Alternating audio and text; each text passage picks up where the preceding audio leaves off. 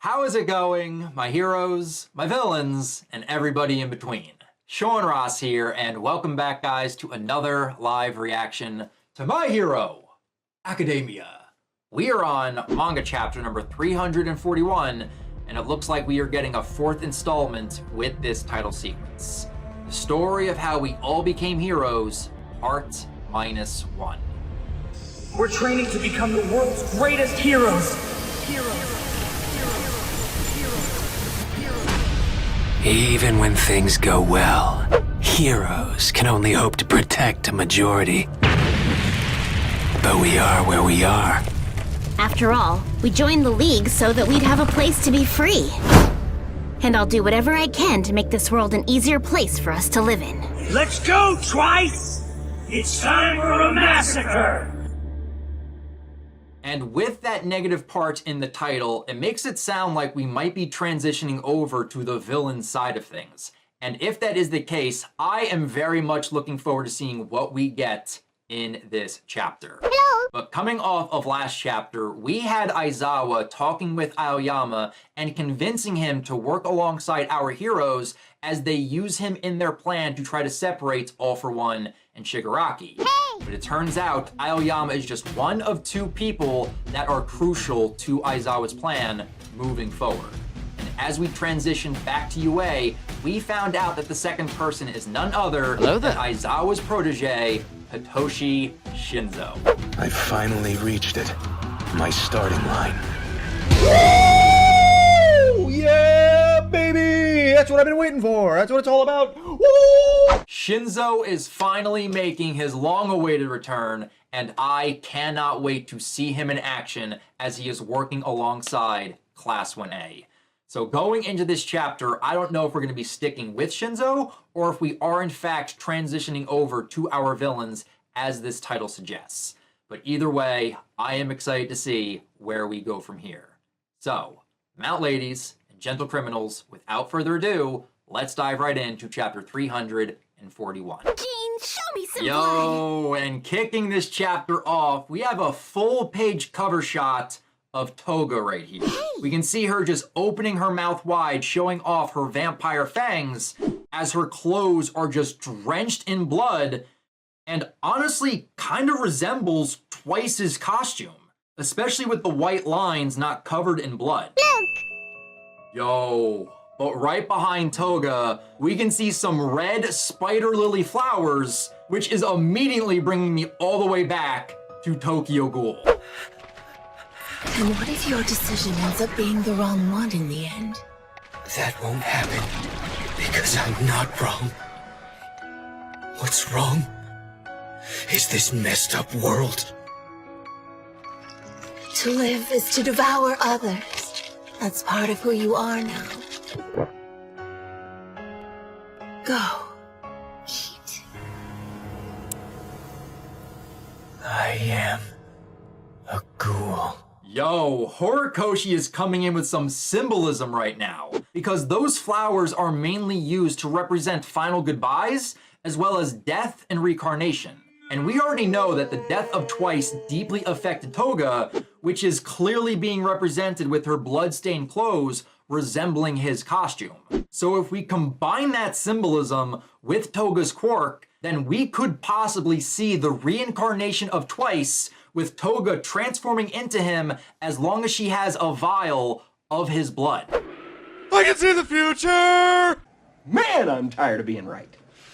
If that ends up being the case, then the foreshadowing is strong with this cover page, and I am just happy getting to see this coming from Horikoshi. Holy Jesus. Yo, I am so glad I decided to wear this shirt for this chapter. It really is appropriate, because we are transitioning over to Toga's childhood home, where we can see the house is completely abandoned and the walls are just covered with graffiti. And some of the graffiti reads, "Surrender, worst parents ever, demon, Toga the terrible, die, get lost, your fault for having her, vampire demon's lair, bloodthirsty killer, scum family." And we can just see Toga walking up to the house as she goes walking through the open door. We did our best but nothing worked. The girl is demonic. Stop it! What are you doing? Quit smiling like that! It's so creepy. You look like a deviant. Why can't you just be a regular girl? Why can't you be normal? We're so terribly sorry. We did our best, but we obviously failed. That child is a demon. Damn. And we can just see Toga standing in the middle of her destroyed home with trash littering the floor everywhere as the ceiling and walls are completely falling apart. But in the back, we can see more graffiti, but this time someone decided to draw a gigantic piece of shit on the wall right next to a game of tic-tac-toe. Safe to say that the people went to town when it came to vandalizing Toga's childhood home. But as we just see Toga looking around and walking through her home, we can see her passing on the wall some height measurements from her at age 2 and age 3, but now they're just completely scratched out. But I'm noticing that there's no height measurements after age 3, which is basically telling me that that is the age that Toga's quirk began to manifest and when her parents' attitude towards her started to change. Just stop it already. No one will ever accept you the way you are. You can't just live as you please all the time. Nobody can. Himiko's face is too scary. And we can see Toga is making her way up the stairs towards her childhood room, because we can see a door completely sealed off by tape with graffiti that reads, Demon's Room. And we can see Toga just cutting through that tape with a knife as she is opening the door. Just restrain yourself for once. We're telling you this for your own good. And as Toga just creaks that door open, it reveals just a completely empty room.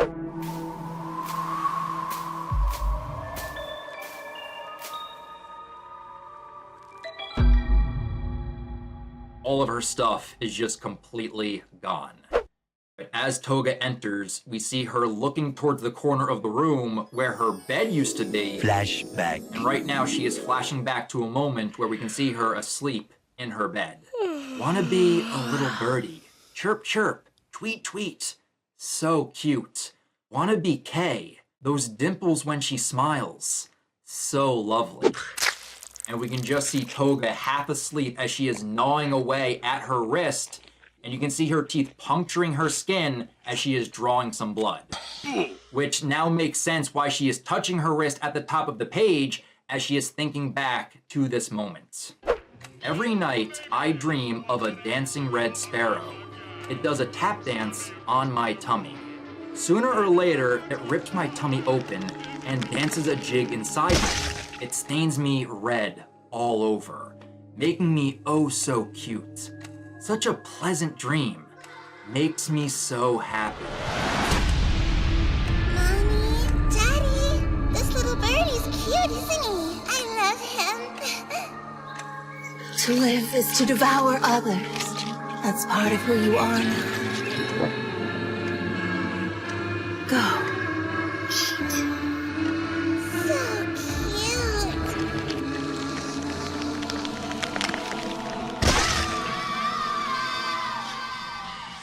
Well, that right there is an interesting dream, to say the least. Because that would be a nightmare for many, but because of Toga's quirk and demeanor, she just views all of this as a pleasant dream.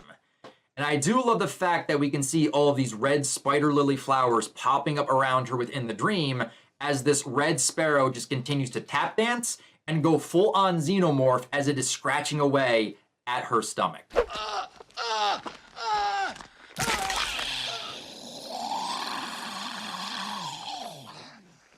Oh no.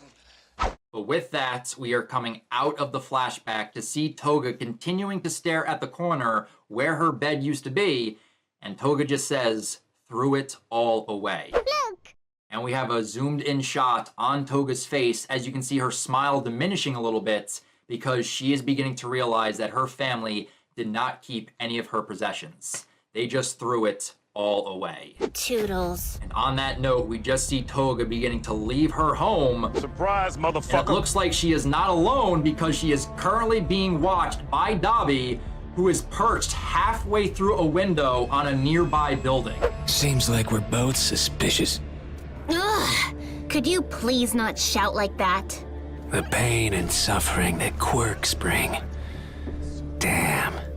God, or whoever's up there is real cruel.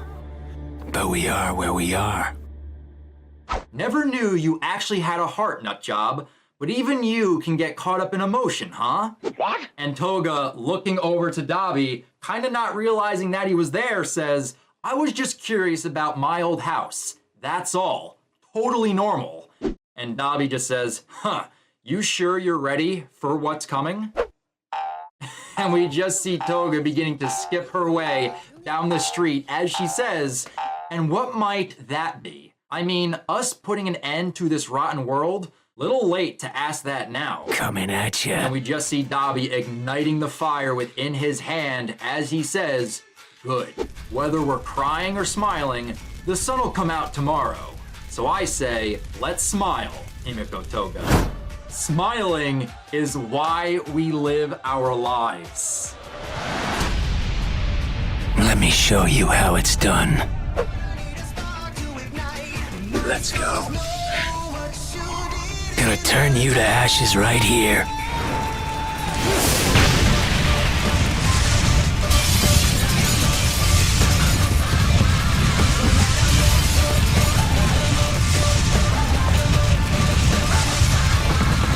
Stop it! What are you doing? Quit smiling like that! It's so creepy. You look like a deviant. Why can't you just be a regular girl? Why can't you be normal? The things we hate should be destroyed. Yo! And Dabi is wasting no time at all in lighting up Toga's house right here. He just ignited that fire within his hand and is just proceeding to burn this house down to the ground. Nice. He had to make sure that Toga had no emotional connection to this and that she was sticking with them till the end. And once he got that confirmation, he just lit this house ablaze and basically told Toga, let the past die. Let the past die. Kill it if you have to. That's the only way to become what you were meant to be. You'll get us caught, Toya, but that was awfully kind of you. And it's interesting to see that Toga is now referring to Dabi as Toya now. And we can just see Toya jumping from the windowsill as he is falling down to the ground. Caught? Society don't got the juice to take us down right now. And it's not kindness so much as me twisting the knife and endeavor some more. Look! Yo, wait a minute. Called it. But now we can see that Toga is reaching for a vial of blood in her utility belt.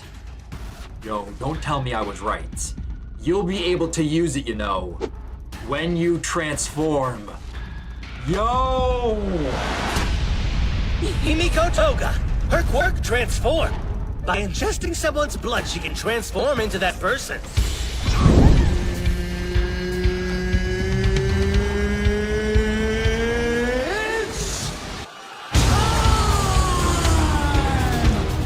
I'll show you the extent of my quirk. Let's go, Twice! It's time for a massacre! A march of grief! Sadman Parade! Go Beyond plus Ultra? I prefer Go Confusion plus Chaos.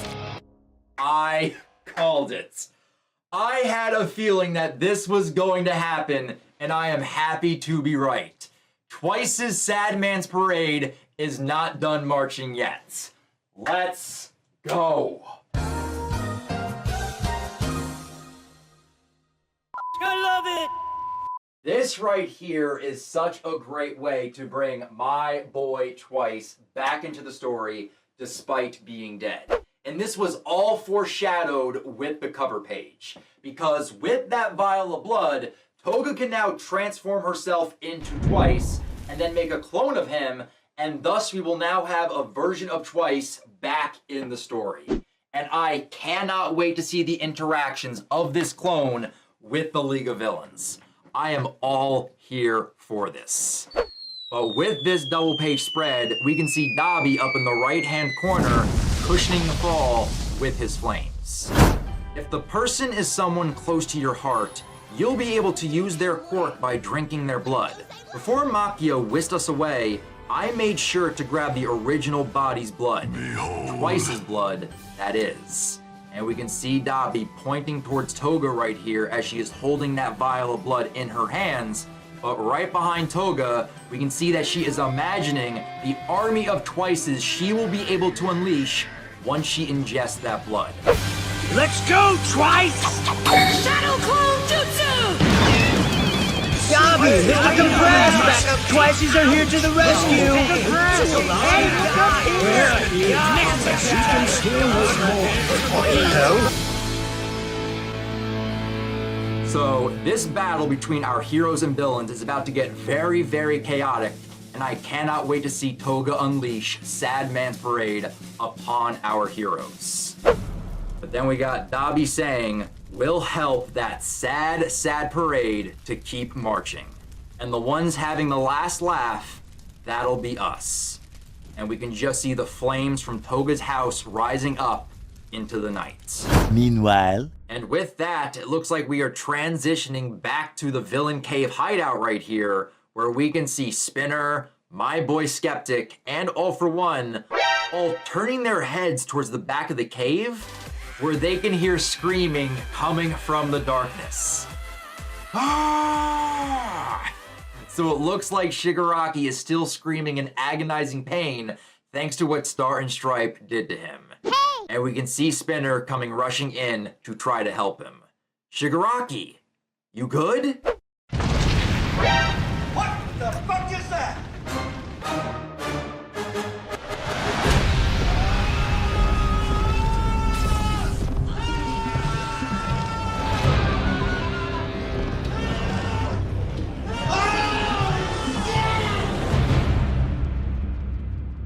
Yo! What the hell am I looking at right here? Did we just go full Akira with this panel shots? Because all I can see is this gigantic mound of flesh resembling like 1,000 hands as it is crawling its way out of the darkness towards Spinner. And Spinner just has this shocked look on his face as he is watching this mound of flesh receding back into the darkness. Help me! All we can see is Shigaraki reeling in pain on the ground as his destroyed left hand is like morphing, and it might be trying to regenerate his lost fingers. I have no idea, but it looks like Star and Stripe did a lot more damage to Shigaraki than we initially thought, as he is just huffing and puffing in pain. Don't worry. And we can just see All For One walking up right behind Spinner as his throne is floating in the air right behind him, and he says, "Worry not. Tomura is recovering well as he conquers the Quark Doomsday Theory." Father.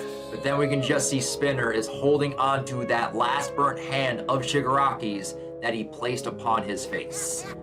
He's still Shigaraki. Why, yes, of course. And then we can see my man, Mr. Feel-Good Inc. himself, Skeptic, chiming in and saying, "Spinner, I'm pretty sure you know what proportion of villain-designated criminals are heteromorphs. No matter how hard the heroes and the government have tried to illuminate our society, the light can't reach every dark corner. Plenty of heteromorphs hold deep grudges against the so-called heroes. We who remain have paved the way. When the League of Villains was starting out, the world was exposed to your look, your form. It began with wannabes copying your costume, but now you're a guiding light for heteromorphs everywhere." Current locations, call records, real-time feeds of conversations. We'll expose everything about the heroes. I'm Slim Shady, yes, I'm the real Shady. All you other Slim Shadys are just imitating. So won't the real Slim Shady please stand up? Please stand up. Please stand up. Spinner has become the real Slim Shady, and it is now up to him to rally all the heteromorphs to the cause. As if I'm a big messiah? Yeah, Right. I'm not out here serving some great cause. I'm only here for... Behold. And then we just see Skeptic cutting him off as we see him holding up what looks like a gigantic memory bank. But the die is already cast. No going back. The escaped convicts are one matter, but the common rioters in the streets await your lead. Though Redestro can no longer pull that trigger, you can. Let's do this. And we can see Skeptic getting ready to hand over that disc and drive to Spinner. No matter how an average dude like me feels about it, we're way past the point of no return here, huh? And All For One says, the first solid step from you will give them the necessary courage. Shigaraki. And then right behind Spinner, as Shigaraki is still reeling in pain, he says, bring it all down. I'll take on as much as I can. We can see Spinner with his eyes darkened out, thinking to himself, no more thinking it over. I'm only here for your sake, Shigaraki. And with that, we've got another double-page spread right here, where we can see a whole bunch of villains roaming the destroyed city streets of Japan. I'm back, bitches! Yo, no way! Is that the sludge villain that attacked Bakugo all the way back in Chapter 1? Perfect! I like a skin suit with some fire! You picked the wrong guy to mess with! I'm gonna send you back to whatever story you crawled out of! Let me go! I honestly didn't think we were ever going to see the sludge villain pop up in the story again. But it makes complete sense to see him roaming the streets now that everyone has escaped Tartarus. So are we going to see a potential rematch going up against the sludge villain? Round 2. Let's get ready to rumble! Fight! Because I would rather see Bakugo get this rematch rather than Deku. Because Bakugo needs to redeem himself by taking out this sludge villain in a one-hit KO scenario. I need to see that happen. But right to the left of the sludge villain, we can also see one of the advisors from the Liberation Army. Hello there. That shark Pokemon-looking dude is carrying a sword, and it looks like he's getting ready to fight. So hopefully we get to see him and some other advisors from the Liberation Army in action moving forward. But then we just have All For One saying to Spinner, know this, Oguchi, everyone can be somebody's hero. And we can see that Spinner has accepted that data disk from Skeptic. That right there is the end of the chapter. Next chapter hits February 6th. Gather the villainous elite. Take all the time you need. I must remain hidden in the shadows, which is why I need you to be my face, a symbol of your own. You'll be fine, Tomura Shigaraki. Take all this experience, loathing, and regret, and use it as you move forward. Shigaraki, keep fighting. I'll take on as much as I can.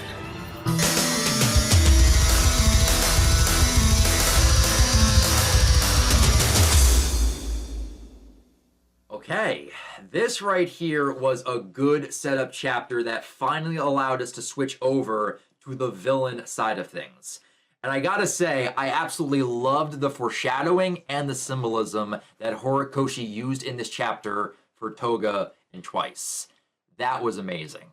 But this chapter mainly did focus around Toga, where we got to see her revisit her childhood home, watch it get burned down to the ground by Dabi, and then have it be revealed that Toga is in possession of a vial of Twice's blood, and that she will be unleashing Sad Man's Parade.